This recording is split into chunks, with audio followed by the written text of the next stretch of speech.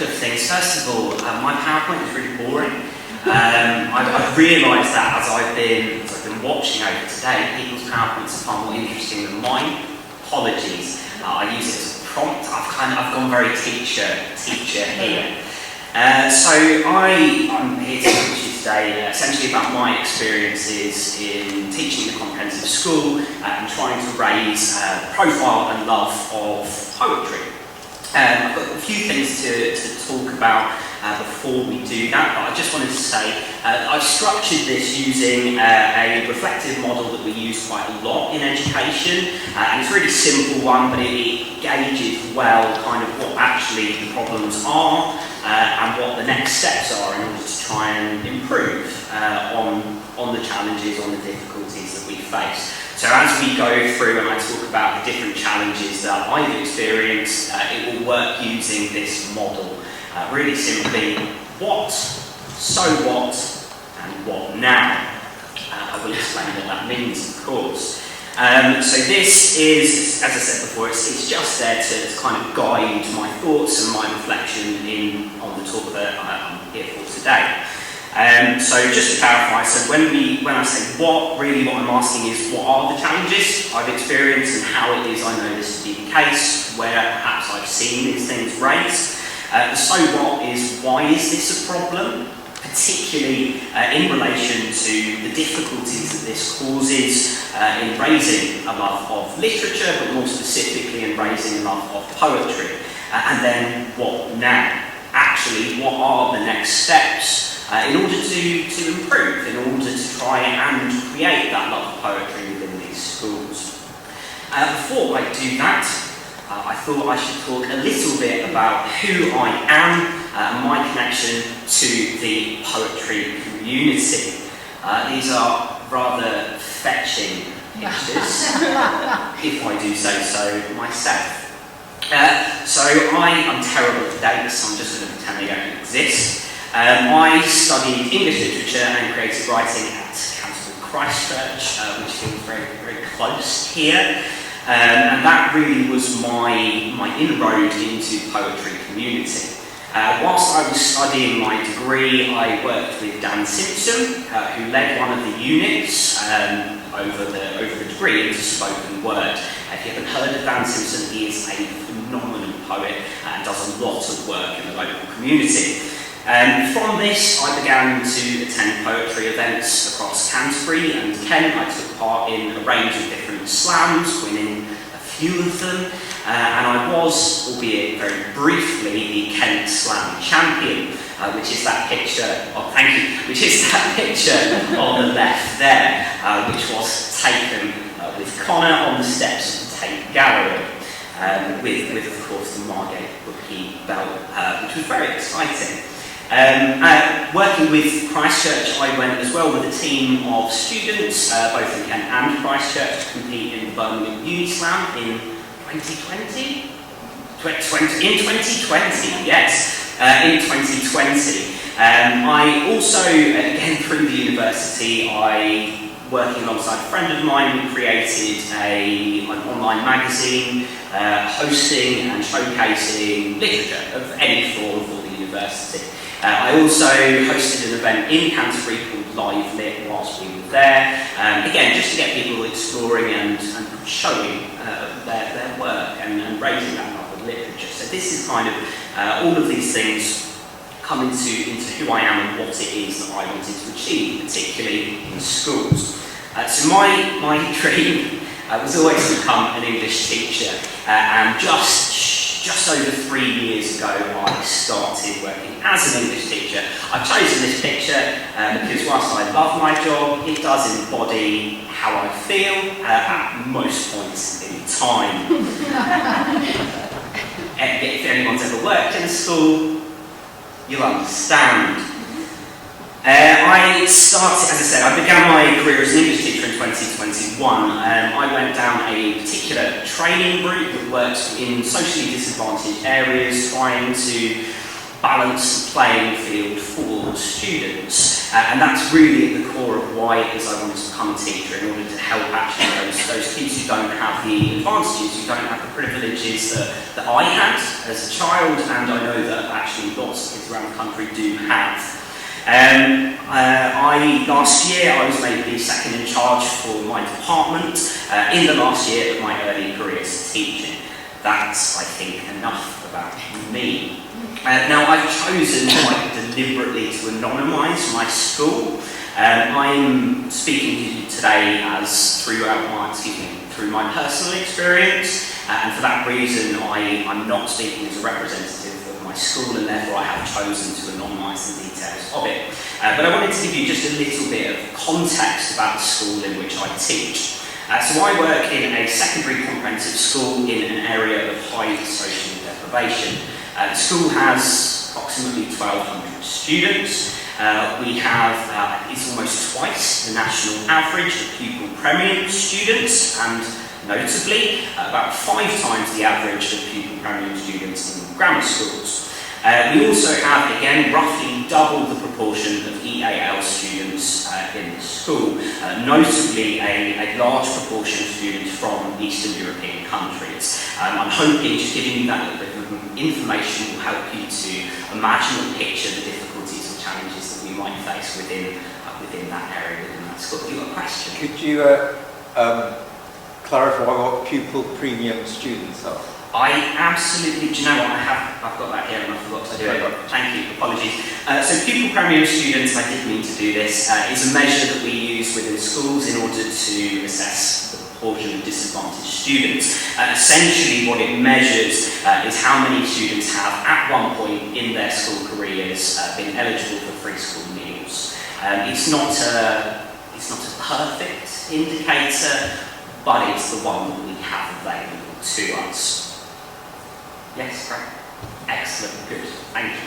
I'm going to talk to you about 4 different areas over the course of this talk, and essentially explore what those problems are, where it is we've seen them, and the steps that we need to take in order to raise that profile of literacy, and particularly that profile of poetry within the schools.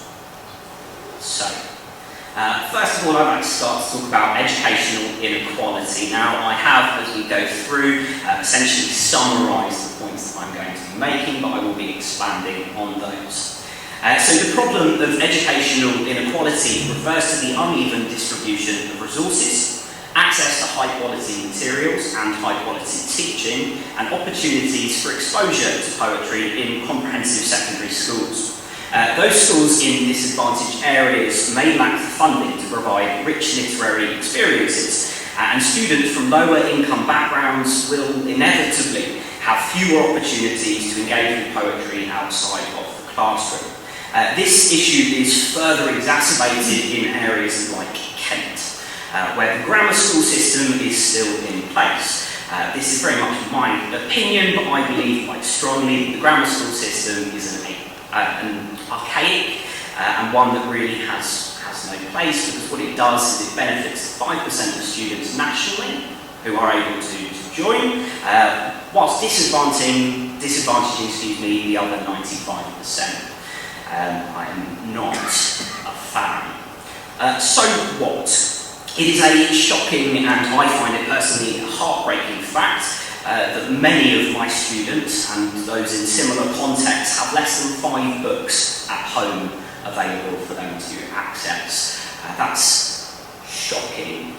It's a really awful fact, and I know that when I first heard that I was slightly heartbroken. It really raised for me the privileges that I had coming from a home where education, particularly reading, was really important and encouraged. I know that we got married recently, and in the house that we have together, to Claudia over there, thank you, welcome, and in the house that we have together, one of the first things that we bought were bookcases.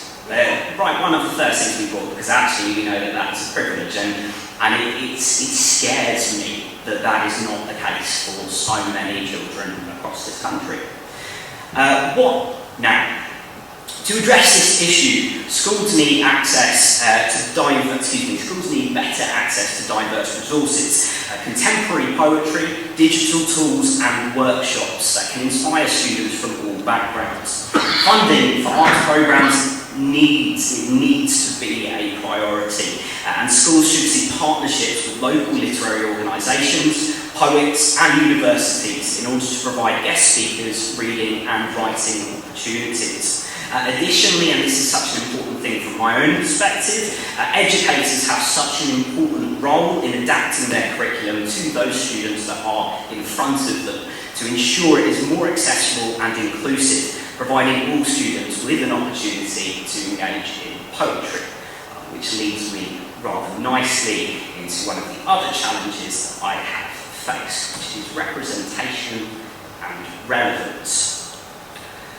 So the problem of representation and relevance arises from the lack of diverse voices and experiences in the poetry curriculum.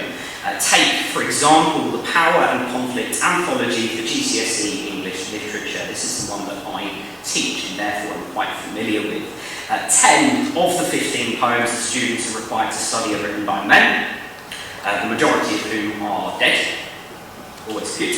12 of the 15 are white, and representation of the LGBTQIA+ community is non-existent. It is not there.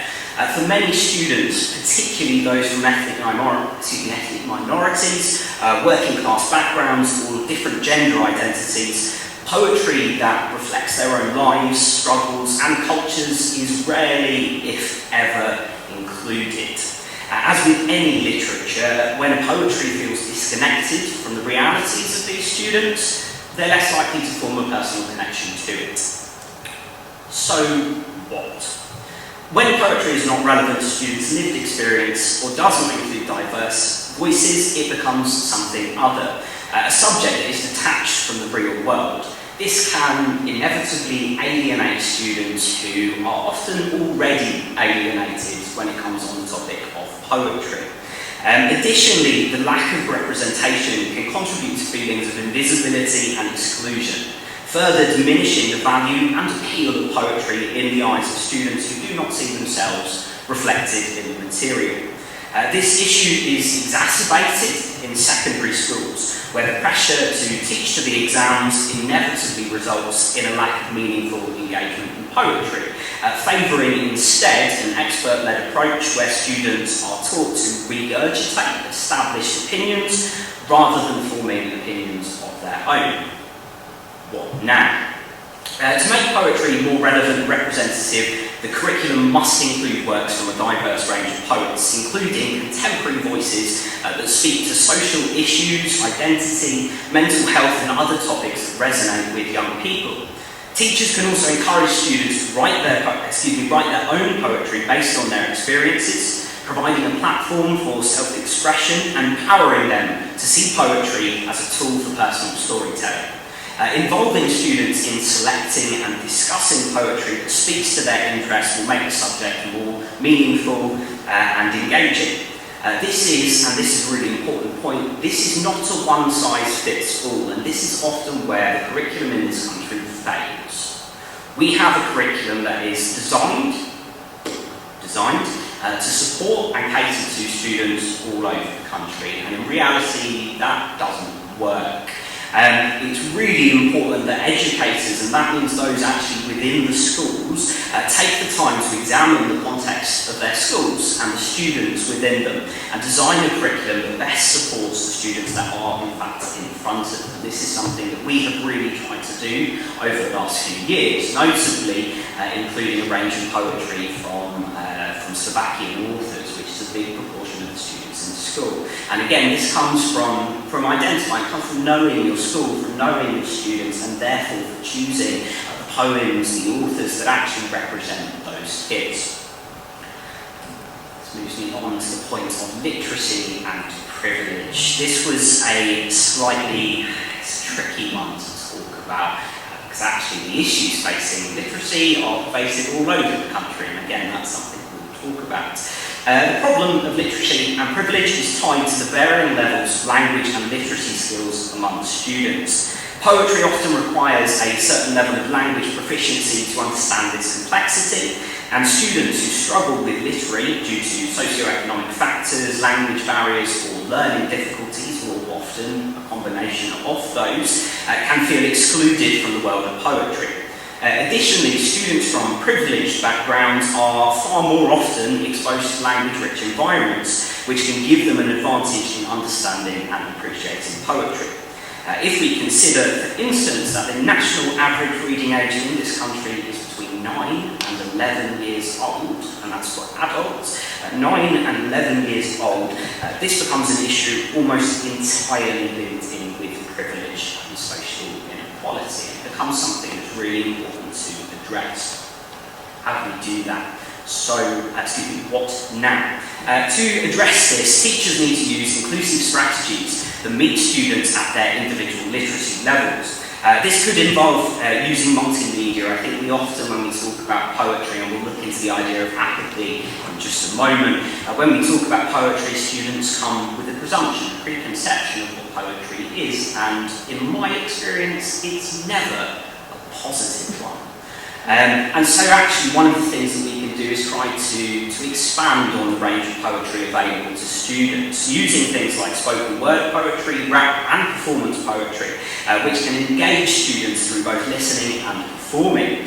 Simplifying some text or providing additional scaffolding, so things like vocabulary lists or guided reading sessions, can also make poetry more accessible. Encouraging collaborative reading and discussion allows students to break down complex poems together, making the learning process more supportive and less intimidating. By diversifying the forms of poetry that students are exposed to, we can ensure that students feel able to engage and connect with the material. In the home, reading should be for love. Parents and guardians can model a love of reading. The focus should be on enjoyment, not skill and not analysis. When we are embracing reading in the home, it should be primarily for pleasure, for the love of reading. Allow us at school to do the literary analysis. Raising awareness and opportunities provided by libraries is also essential, particularly for engaging children from low-income families. The last thing I'd like to talk to you about today is poetry and apathy. Now, this week, in fact, we are teaching our Year 8 about identity poetry. We read through one of our first poems and I asked the students to share with me their opinions, their feelings, their initial responses to the poem. And one of the students really encapsulated this issue.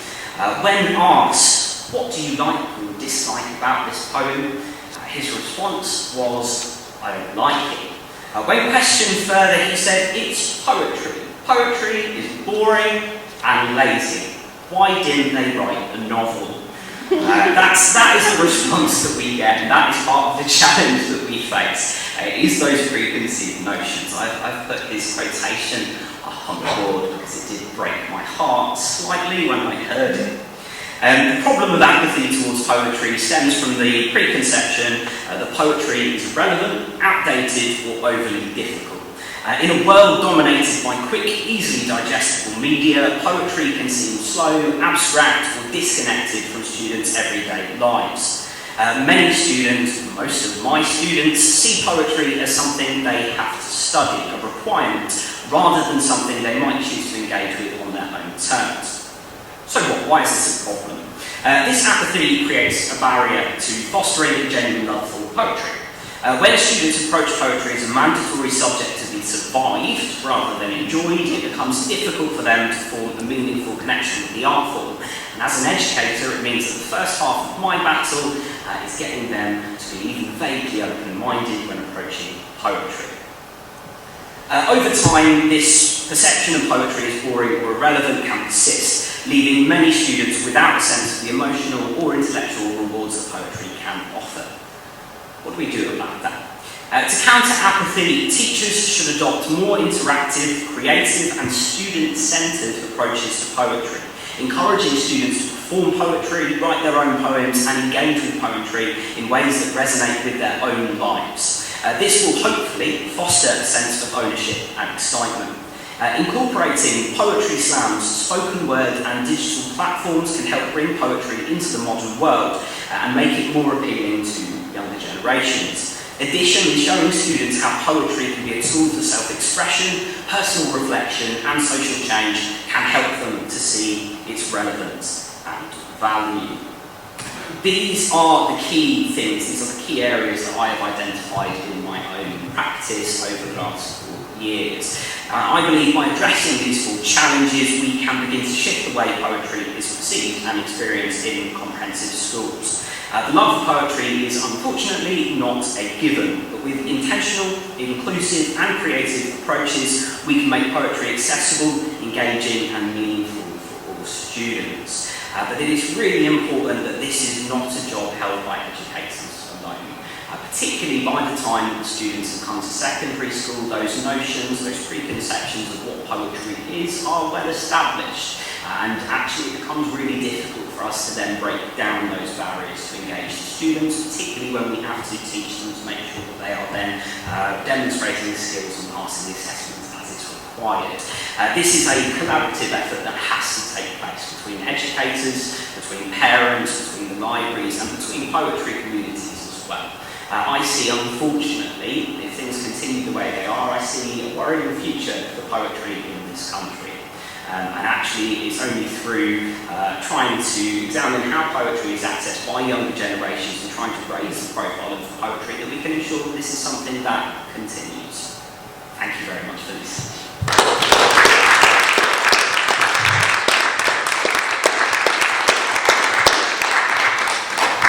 If you have any questions, please feel free to ask. If I know them, I will answer them. If I don't, I'll get back to you. Please. Can you see particular ways that poets can support local schools in ways that would potentially tick curriculum boxes but also be good for the youngsters? So I think the best way to do this, and that's again looking at the barriers within my school, so I know one of the things that we have a problem with is that organising trips is a very difficult process to do. Actually, I think if poets and communities were to reach out to schools and offer them opportunities to come in, to host workshops, to give talks, that would be an amazing thing to do because it reduces the requirements on schools in terms of safeguarding because those processes are already put into place. And most schools will have a people permanent budget that is underused. And so if poets reach out to schools and express interest in doing so, there is quite a lot of money available to post these things. I hope that helps. Yeah. Kind of. Who would be the best person in terms of, would it be someone like the head of English literature? The head of English, is that the best person to reach out to? Connor, apparently. Yeah. Connor? Get in touch with us and we do that kind of like work. Yeah. Alright. It's a really difficult question to answer because in my job trying to, for instance, gain a better understanding of what it is that primary schools are teaching in their curriculums is a nightmare. And that's from within schools. It's a very difficult process. I would suggest, yes, probably the English department, head of English is going to be the person to go to, but if you get in contact with the schools, usually through their reception, they are then able to point you in the right direction. Brilliant. Thank you very much.